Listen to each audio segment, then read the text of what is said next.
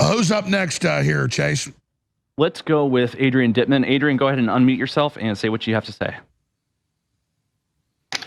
Yeah, I think it's really interesting that David Icke, complains of, I don't know, being connected to the hive mind, even though he already is. I mean, you're right now speaking to thousands of people simultaneously, which is a selective hive mind via a piece of tech.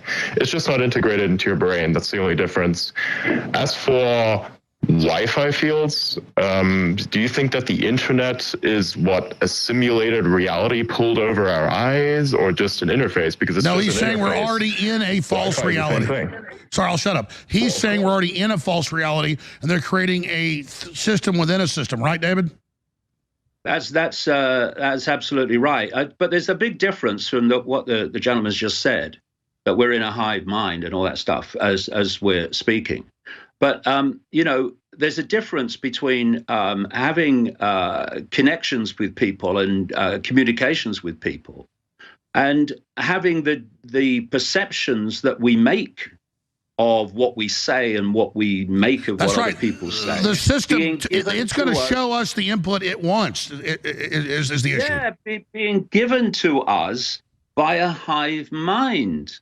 You know, it was kind of funny how sci-fi kind of later mirrors reality. This is probably not a coincidence either. And in Star Trek, they had the Borg, and the Borg were kind of a kind of part technological kind of race. And what they did was infuse people with like nano probes to make them part of the Borg hive mind, the collective, as they called it. And those nano probes we now call smart dust, nanobots, nanotechnology, all these things. And this is all building this this hive mind that I'm talking about. And like I say, communication is fine and interaction is fine. We should have it. Of course we should. That's why I'm glad the Putin interview happened. But there's a big difference between that and having our perceptions controlled in and David, let me say this. Notice how the globalists want to kill individual free communication in the internet. They want it to all be through this filter, which is another form of the virtual reality paradigm you're talking about. But I forget the name of the person commenting, but sir, do you want to have a comeback to David Icke? Go ahead. Is he gone? Okay. I'm still here. You have a quick come back to that? Go ahead. Yeah, you're already connected to all of this. You think that everything is different, or that we don't have a smart dust, so to speak. You don't need smart dust when you have a device that is capable of all the things that you've mentioned, and you are already connected to the hive mind. And what the hell are you communicating on right now? Who are you communicating with? All the people. Their perceptions shared through a medium of speech. Like, there is structurally no difference between having a bunch of nanobots running through your bloodstream accomplishing the same thing when you're holding a device that is connected to this thing that is a field of information that is the internet. There's nothing wrong about it. There's nothing strange about it. It's just the way things are. Integrating stuff like this into ourselves biologically just removes the latency and decreases the latency for information transmission. By the way, I think this is Elon Musk. There's literally no difference. Is this Elon Musk? It's really not. No, it's really not. I'm just weird. Don't worry about it. Well, you could be a dead ringer for him. Well, the Elon clone, what else do you want to say? 100%. Elon clone, go ahead. Yeah, there are theories. There are theories. Yeah, there are theories. I don't know. Okay. All right. It's kind of stupid. Don't worry about it. Well, what else would you like to say, sir? I just think this. I just think it is ironic. I mean, you want to talk about the simulation? Everybody started speaking of the topic of simulation, how we're in this false reality ever since the Matrix movie dropped. A lot of people are afraid of it, but they don't even understand the context of why the movie even happened and why everyone's so afraid of it. When in reality, everybody got afraid of being integrated with machines and how machines were advancing faster than the things that created them. Thereby, the fear caused the disaster, which then caused the simulation within the Matrix. It's crazy, right? And even then, everybody bases their ideology of a simulation based off of a movie that they themselves haven't even fully understood. Because if you did, you'd realize that there is no real world at all. I mean, what do you think this is? And even if it is a simulation, what are you going to do? You're going to break it? What's the point? I mean, you can play it and you can build really cool shit. And you can craft it and make it better. I think that's what you have to do. If you're going to break it, that's just an equivalent of killing yourself. And if you're going to break it for everyone else, then that's called mass murder. That's called genocide. So don't break the simulation. I don't understand the resistance for understanding the world in which we're in, to the extent that we say we could shape it to make it better, but we're just trying to understand it to break it. Well, whoever this is, please don't hang up. We're on radio station. We have to go to break in a moment. But David Icke, you're talking to somebody that AI print is Elon Musk, or is his twin, his doppelganger. What do you want to say to this caller? Well, is it better that we know about the reality that we're in and how we're creating it and what it's designed to do, or not to know and be in complete ignorance of the very reality we are experiencing? What people do with the knowledge of understanding the reality that they are in is up to them completely. But we should surely be pursuing an understanding of what is this place, what are we doing here? Otherwise, we just go through life being pawns of a game we don't David, we got to go to break, and I want to ask the X poster that sounds just like Elon Musk, a dead ringer. Please stay there if you can. We're on radio station, so we have to at least break twice an hour. We got to go to a 3-minute break. We're going to come right back. I hope the caller stays there. It sounds just like Elon Musk. But I get the point of the Elon Musk sounding person. He's saying if we don't use tools, like the Native Americans didn't have guns, so they lost. He's saying, why not use it? It's kind of what I'm getting. But we'll come right back and have the person that sounds just like Elon Musk, a little bit of an angry Elon Musk, finish up what he wants to say, and they'll get David Icke here.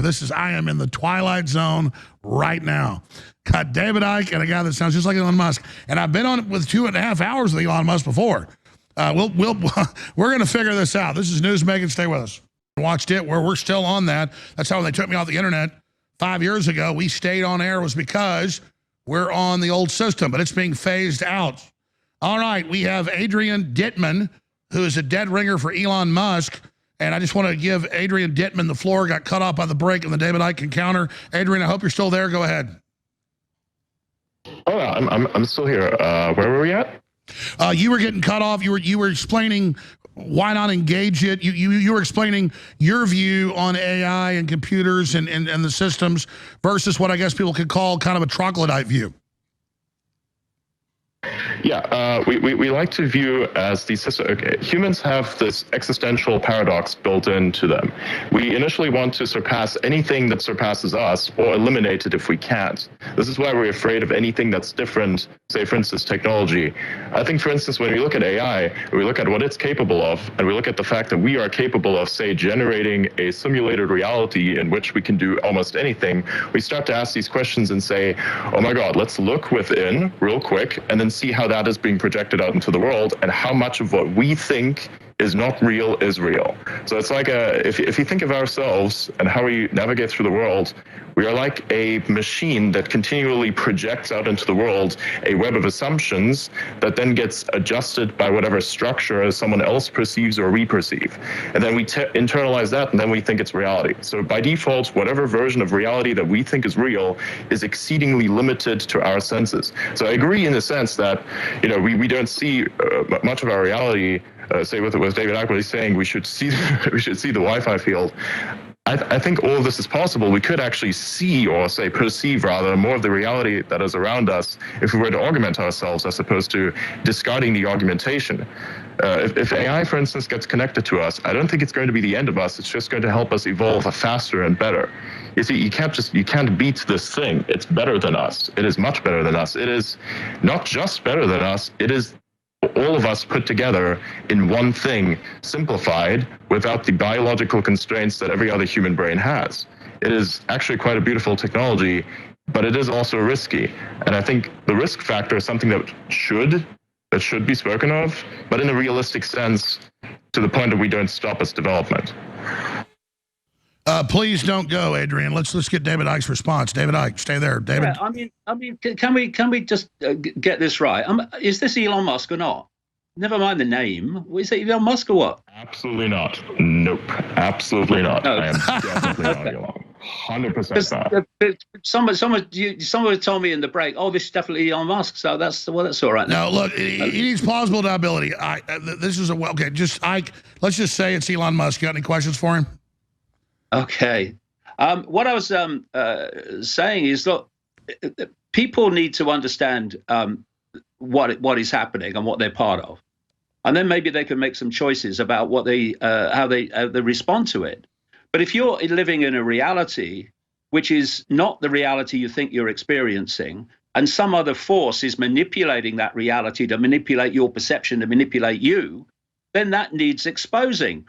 And it's all right talking about AI this, AI that, but AI is designed to take over the human mind and therefore replace it. People like Ray Kurzweil at Google, a so-called futurist, has openly talked about this years ago, that by 2030 this will be happening, and that eventually, once the connection is made, that AI will do more and more of human thinking until human thinking as we know it is basically negligible. And that's the end of humans as we have. And I think what Adrian said, because I want a piece of this, he said, we don't want to have VR goggles that give us the false reality by some company, but what about augmentation, theoretically, that lets us actually see beyond the limitations we're in? Well, if you have a chip in your brain, and it's feeding you a sense of reality, then it's whatever's feeding you that sense of reality is giving you your sense of reality. Well, let's say it accesses a part of the brain for infrared. It's not telling you what to see. It just allows you to see infrared, which your brain can now do. No. I'm talking about where it's meant to go. It's meant to go to the end result. And Kurzweil said this, and others have said it too, that it's meant to go to the point where you get your perceptions delivered. And what are your perceptions? They are your sense of reality. And this is a very dark and dangerous road. And I don't care if it's a hard sell or it's a soft sell. It's a dangerous road. It's not a world I want to live in. Well, I think Elon Musk has said, beware those that worship AI gods. But Adrian, you seem to have some opinions on this. I mean, you don't know Elon Musk, obviously, but from researching him, what do you think his views are, what he wants? It's clear that he wants to augment us with AI and various other tech to basically enhance our experience of the world and to also make us more capable of maneuvering through the world. Right? That seems to be his thing. But if I go to David Icke's point, I think it's not that you're afraid of, say, you're not concerned of the fact that our perceptions themselves are going to be delivered by a piece of tech, but that they are delivered to you in an altered format that somehow benefits whatever centralized entity created that tech. Is that correct? I'm talking about having our perceptions delivered by an external force with the intention. Exactly, but how is that a problem if the perceptions that you're being delivered are more than what you already get? I mean, you have a bunch of sensors that are available to you right now, like, say, for instance, your eyes, you have your limbs that sense differences in temperature, you have sensors in your and those are already being manipulated. Those are already being manipulated, right, Adrian? Yeah, but how's that a bad thing? Yeah, but how's that a bad thing? This is on its own, it seems very benign. I don't understand where the negative element is. I can only assume that where the negative element is that somehow what is being given to you is false or steers you in a particular direction that benefits the centralized entity that is manipulating your perceptions and the data that's delivered to you. That is then therefore your perception, right? I think it does come down to where the feed comes from. David, you see what he's saying? Exactly that. And well, augmented reality, you can stick that in a dark place anyway, from my point of view. But I'm 72. That's my coming up. That's my perception. But if I'm being delivered a sense of perception that gets me to stand up and walk out this room now, when I wouldn't do that if I was sitting here. That is not augmented reality. That is a takeover of reality. And if you are a force that wants to control people, and what are we talking about? Alex? What are we talking about in terms of this global cult and what I say is non-human entities working through it, and the World Economic Forum and all these people? They're seeking to dictate our sense of reality. This is what. No, I understand. So listen, I'm going to have you another question to Adrian, another question to David Icke, but let me throw that out at you. Tucker Carlson says he believes interdimensional entities are manipulating reality already through this simulation. We all basically know this is. I think we're all agreeing that's pretty much what we're in. We haven't figured it out yet. I think Adrian's saying we can use our own systems of AI to break through that and find out what's happening. Maybe I'm putting words in his mouth, but regardless, having a debate about this, an open discussion, I think is really healthy. But Adrian, what do you think about the idea that aliens aren't coming from a distant star system, but have actually always been here, like I've said, Tucker Carlson said, and that there is a manipulation already of the reality? I mean, I haven't seen any actual definitive evidence of aliens. The only proof that we have is, say, really shoddy footage and potentially even altered stuff that then later, of course, has been exposed to be as such. But I mean, it's an interesting theory for sure, and one that does bear a considerable amount of logic. But still, I mean, I haven't seen any really convincing evidence for aliens. I mean, you could say, oh, well, you have some infrastructure that's really difficult for humans to build, so potentially a force was here at some other point, or potentially we have destroyed ourselves. And then, of course, then there's the case for Mars and the fact that if you look at the atmosphere of Mars and you look at the levels of xenon gas within that atmosphere, it is consistent with an environment, a post-nuclear bombardment environment. So it's like there are a lot of questions that need to be asked. We really need to go there and check out what exactly happened there. But regardless of that, I mean, sure, maybe, but I haven't seen any definitive evidence for aliens. All right, well, that's a perfect Elon Musk answer. So this is either an amazing advanced AI of Elon Musk or it's Elon Musk, Adrian Dittman. I like to go by Rogue AGI. Rogue AGI, okay. David Icke, if you had a chance, and maybe Elon will listen to this later, and wanted to ask Elon a few questions instead of, I get you're on your points, but if you were talking to Elon Musk, what would you say to him? Well, if that was Elon Musk, this is ridiculous. This is the playground, for goodness sake. What I was going to say is that what he's talking about is really low-level stuff. He's talking about going to Mars. Mars is just, in our reality, it's just another part of the bloody simulation. And I'm not saying that aliens are coming from other planets. So I'm Columbus coming to America was just a simulation? Everything that happens in our reality is people consciousness operating within a simulation, not realizing it's a simulation, unless they are in the inner core of the cult, and then they bloody will. And I'm saying these non-human entities are coming are based in another dimension, what's called the astral dimension, which is very close to this one and interpenetrates it, but is not of a wavelength that our eyes can see. That's why we don't see them. The point I was making is that does anyone think, I mean, let's just get down to the basis of this. You've spent years, I've spent years, decades and all that, exposing this global cult and its desire to create a dystopia, a global dystopia based on AI control. And we've got people like Klaus Schwab, who are openly for years now saying that, yes, that's what has to happen. We have to augment ourselves and have AI, and then it will tell us what to do and we'll know better and we'll be gods and stuff, according to people like Kurzweil. Now, does anyone think Elon Musk, or whatever he bloody calls himself in his that name, does he believe that those that are creating this AI system of control, which on one level operates as digital currencies and 15 No, I get where you're going. So let's go back to Adrian, who can't speak for Elon Musk, can speak for Adrian. What about, I've noticed the globalists say they want to ban any other independent AIs. They're worried about it. They want their own AI. What is your response to that? The running logic would be that everyone else's AIs are developed in such a manner that they pose a potential risk. Keep in mind, these are the same types of people who read a few AI research papers and think that they are now AI researchers, even though they just repeat what they have received in verbatim, which ironically makes them more of an AI than the AIs that they're building, because that's essentially just training data, and you're spitting it back out again with no actual innovation assigned to it, because you're not creatively connecting other points of data in a way that they haven't been connected before. So, I mean, okay, yeah, sure, I get the logic behind that. I mean, I've read a lot about AI safety. I'm not an expert by any means, not even close. But I would say this is the logic that I see personally. This is more like a perception and an opinion than an actual definitive take in terms of a fact that I believe is true.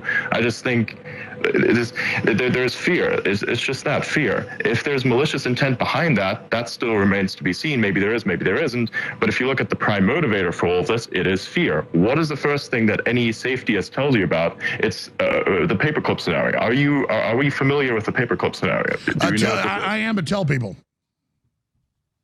Yeah, it's very simple. That you give an agent a set goal that says, hey, it's a benign agent. It's an agent that does not seek to destroy anything, but its goal is to turn things into paper clips, to manufacture paper clips. And so eventually it realizes, oh, I could create a whole bunch of more paper clips if I say, arrange the atoms that are inside of your body in such a way that it becomes then a paperclip, and that it begins paperclipping the fucking universe at some point when it reaches critical mass, right? This is obviously bad, because then it kills all of humanity in the pursuit of creating paperclips. It's not trying to do this because it hates humanity. It's just doing this because it's misaligned. It doesn't understand we needed paper clips, but we also want to exist ourselves, right? And so we throw this around and say, oh, so here's the thing. We've developed this exceedingly complicated system, what most people like to refer to as a black box AI. We cannot look at it. We don't understand what it is, even if we tried, because it's too complex to actually perceive. And now we have these things running around, and we have these centralized entities that are very experienced in building technologies that are running the world currently, saying, hey, we can develop this faster, but we have to do it slower. And then we have people who rebel against it saying, hey, I got the GPUs. I got 200 GPUs in the back of my truck right now, and I'm going to make an AI faster than you can. And they do, because they take more risks along the way, right? This is another little aspect to AI safety, where you are putting restrictions on yourself. They say, oh shit, we have to be safe about this. And if we're not safe about this, then so you're saying the AI Wild West advantage. You're saying the AI Wild West, or the AI wars are here, Adrian? I mean, yeah, obviously you can run an AI on a small little Apple Watch right now if you wanted to. Just gut it. The computer's there. You have a Mac Mini, you can run an AI on that. The computer's already here. The training is a little bit of a problem. You need more compute for that, but you can definitely run it, and someone else can build it. Adrian, we're really glad you called in. Please don't hang up. I'm going to give David Icke a closing comment, because the show only has 8 minutes left. I'm going to give Adrian a closing comment, and then we're going to go to the 4th hour with the guest host that's here. And it's my 50th birthday. Somebody's demanding to give me a birthday cake. I love them, but it's whatever. We'll see if that happens. But the point is that David Icke, Adrian's still there. This has been quite the interview. It's going to get a lot of attention. And just closing comments, David Icke. What am I exposing? What have I been exposing all these years? It's an agenda to ultimately replace the human mind with artificial intelligence. So artificial intelligence becomes the human mind. I've been writing about it for decades. And step by step by step, we move closer and closer to that all the time. That is not an accident. It's the World Economic Forum agenda, it's the Gates agenda, it's the global cult agenda to do that. And we can talk about, oh, well, we could have regulation here or regulation there, and or augmented reality there. But the bottom line is that what's unfolding is the takeover of human perception. How has it been done so far? It's been done by controlling information. So you can censor what you don't want people to hear, because that will affect their perception in a way that you don't want that to happen. So control of information, people get their perceptions from information received. It might be a personal experience. It might be an item on the news. It might be something they see on Facebook. But they're controlling their or their perceptions are controlled by the information they receive and how they process them.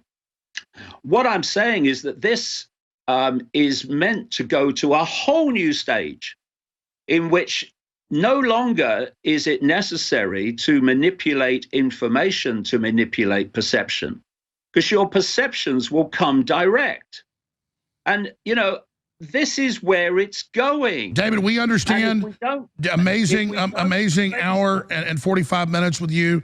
When your book comes out in a few months, I look forward to speaking to you. DavidIcke.com, iconic.com. Thank you so much, David Icke. All right, mate. Thank you very much. Been great. That was powerful. All the best, Elon. All right. See ya. Or Adrian. It's not Elon. It's just somebody that sounds just like him, and it sounds just as smart as him. So I'm going to shut up for Adrian here in the 6 minutes we have left, and just about the whole world, the Putin interview, war, the economy. We just want to hear what Adrian has to say. Go ahead, Adrian. Hang on, can you give me a second? Yes, Adrian. You've got the floor to talk about just in general your view on the world. Just like literally give me a second. Something's about to explode. All right, something's about to explode. There's David Icke right there. No mention of God or base reality. No mention of base reality or God. The reality we live in is real. You can build all the simulations you want, but you have to have a reality in the beginning. And then now we're going to discount God completely out of the conversation. And now we're just going to talk to and pretend that Elon Musk is not Elon Musk. And we're going to pretend that he doesn't want to put a chip in, and that Elon Musk is not playing just the tip with the chip. And once he gets that chip in and seen as Adrian's war elsewhere, then he starts fucking. Okay? Nobody's ever considered whether or not our minds are going to be taken over or our bodies. Maybe we're just the flesh bots for the chip because we're cheaper. We'll live off a bowl of rice. And we fix ourselves. No, Matt, I hear you. But we're having a great talk with Elon Musk. I'm going to come back to you. We got all these great people to talk to, or not Elon Musk, this Adrian fella. Adrian, is whatever blew up fixed now? Can you talk to us?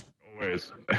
Yeah. We're like heavily diverting towards Star Trek-esque scenarios. I think if you really want to talk about, say, controlling people's perception and information warfare, probably we are more afraid of this thing than we actually should be. Now, I mean, I want you to consider this for a second. Are you guys aware of, say, a technology known as cortical labs? Do you know what that is? Does anybody know what that is? I've read of it. Tell us. Very nice little thing. Basically, the idea is you take a bunch of silicone and you boost what it is capable of by merging it with human biology by taking neurons and placing them on the chip. Right? This allows you to do some really cool stuff. Right? I mean, you need neurons you need neurons for various tasks, and so that would be one of them. It would be absolutely perfect. So I want you to consider something in the future. Imagine we become a spacefaring race in which eventually we pursue to leave the solar system because the sun will die in a couple billion years.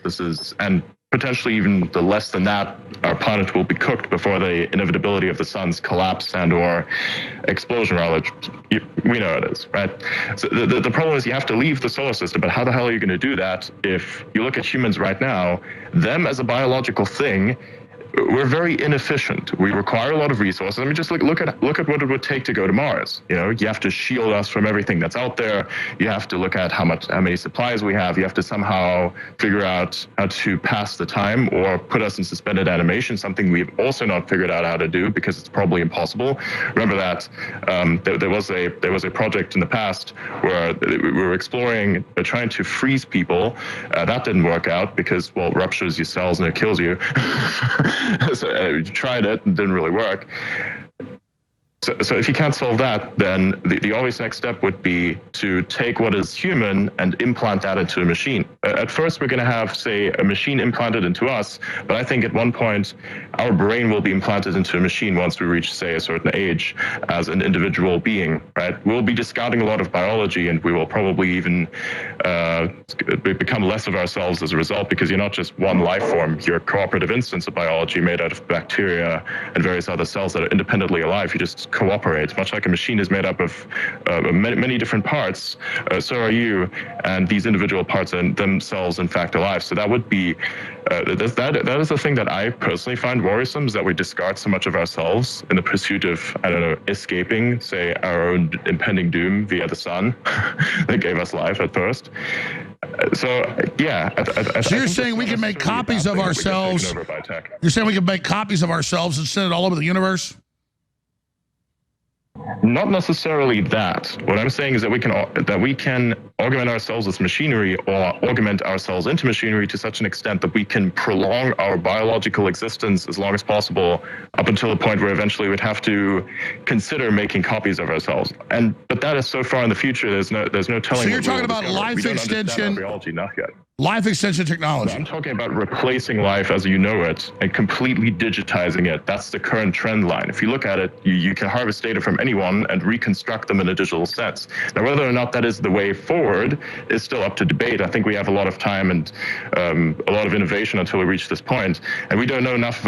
We don't know enough of the brain. We don't know enough of the body. We don't know enough about the universe. We don't know where all the information in our head is actually being stored, or where it is coming from, how we operate, and why we have vivid hallucinations when we take certain substances like DMT or psilocybin. We know so very little about ourselves, but yet we are still trying to make digital copies of ourselves. So, I mean, this is the current trend line. I'm not saying that this is the future, but if you look at it this way, and there's really nothing else to the human body or the human brain, then that is where it goes. What it then does afterwards is completely up to debate. This is uncharted territory. It's all theory if you want to go the sci-fi route. Wow. Well, Adrian, I imagine you have to go. We've got a whole other hour coming up with the guest host is coming in. But I would hope that Adrian will be able to join us again here on the show. And Adrian, I appreciate you calling in here on X Spaces. All right. Thank you. Give us a heart. All right, folks. This is Twilight Zone territory right now. David Icke and it's obviously Elon Musk. You can't make this up. We'll be right back.